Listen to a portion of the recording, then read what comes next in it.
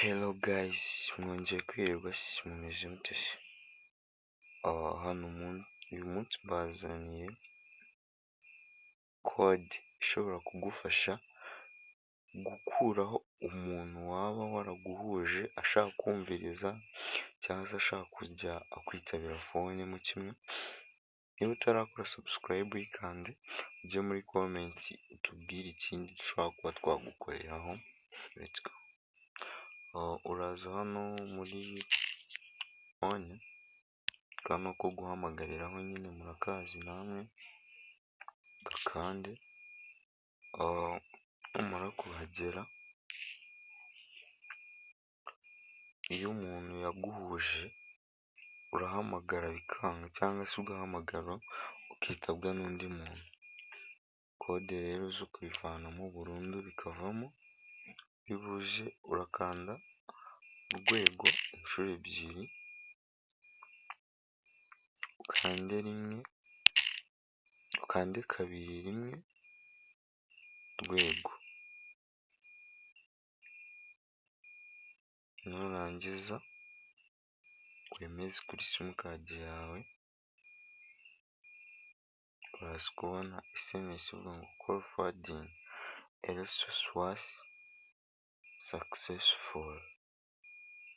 Umuntu wari waragufowadinze hano uba umukuyeho nyine. Iyo usigaye uhamagara ukitabwa n'undi muntu cyangwa se wowe fone yawe bikaba nta muntu ukiguhamagara kuri fone yawe ngo bikunde, ubona fone yawe batakihamagara nyine, wiyambaza nanone ino kode: 02 02 2 urwego. Ngira muri kubibona neza, ni 02 urwego inshuro ebyiri, 02 2 urwego.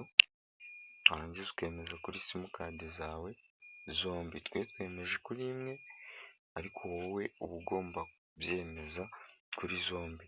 Hano ino kode mbese ni ukuvuga ngo ihanagura buri kimwe cyose cy'umuntu waba waragukonekise cyangwa se ushaka kumviriza cyangwa se ushaka kujya yitaba fone zawe.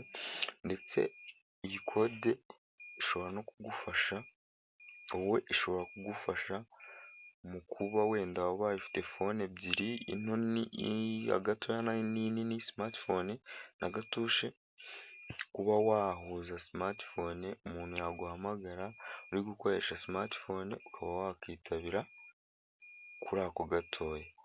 Iyo video niba muyikeneye ko nzayibakorera, mubyandike aho muri comment, hanyuma mukande subscribe, nayo tuzayikora ubutaha.